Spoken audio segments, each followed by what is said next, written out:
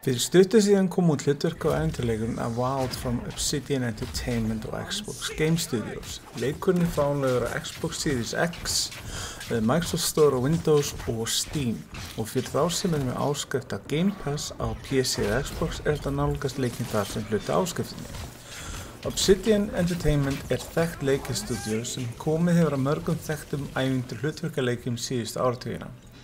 Má þar helst nefna Star Wars Knights of the Republic 2, Neverwinter Nights 2, Alpha Protocol, Fallout New Vegas, South Park The Stick of Truth, The Outer Worlds og Pillars of Eternity. Það einmitt síðast nefndi leikurinn sem tengist. Saga leiksins gerist í heimi Eora sem Pillars 1 og 2 kynntu til sögunar. Saga Avowed gerist eftir atburði Pillars of Eternity 2 Deadfire. Spilarar taka þessi hlutverk sendifulltrúar frá ADR heimsveldinu sem sendir til að rannsaka dularfulla plágu sem kallast Dream Scourge á eyjunni Living Lands.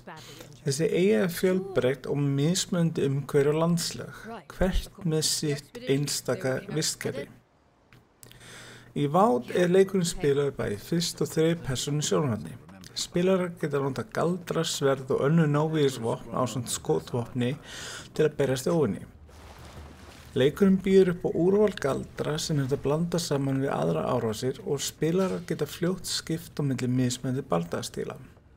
Að auki nokkur hæfileikatréð til að opna fyrir nýja hæfileika og möguleika að uppfæra vopn og brynju leiksins.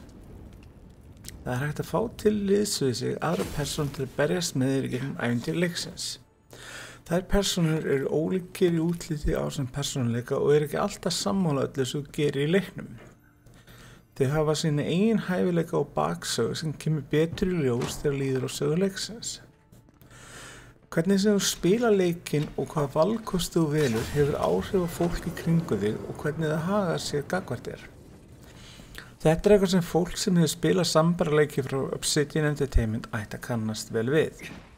Persóna þín sem þú skapar í byrjun leiksins það sem kallast godlike, manneskja sem snert af einum guði heimsins við fæðingu.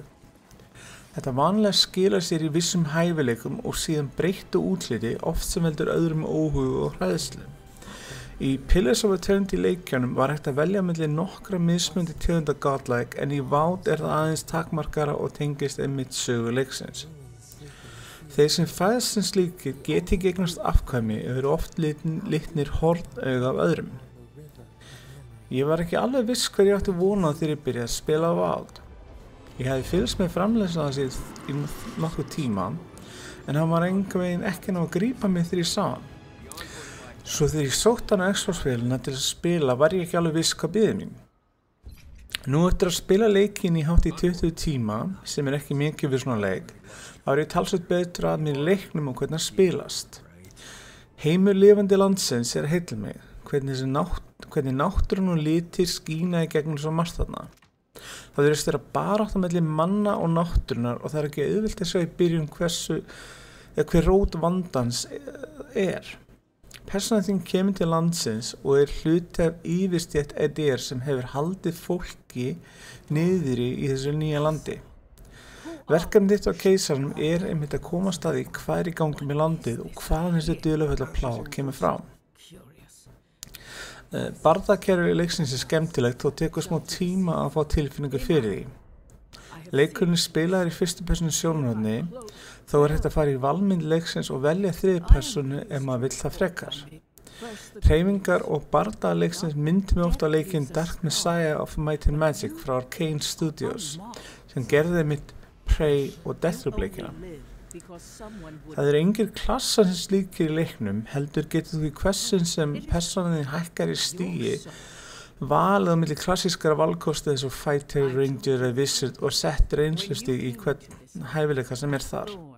Auðveldra að skipta á milli þar og breyta því líka ekki valdið eitt. Að aukið síðan godlike hæfileikatré sem opnast upp þegar líður leikinn ásamt litlu hæfileikatriði fyrir þá félaga sem eru með þér. Það er hægt að leysa ýmsu verkefni eða þrautir á mismunandi vegu og það er einmitt kjarni svona leikja mínu mati. Hægt að tala sig úr vandanum eða nota hæfileika galdra til að komast að fjársögum eða finna leið á óvinnum að koma á óvart. Ef þið haft gaman að leikja með svo Fallout eða Skyrim, það er margt eitthvað að hafa gaman af og ekki verra ef þið eru með áskrift af Game Pass á PC eða Xbox, þá er þetta ennið ákvörðun. Ég er búinn að hafa gaman af Vault og hann náð að koma með smá óvart.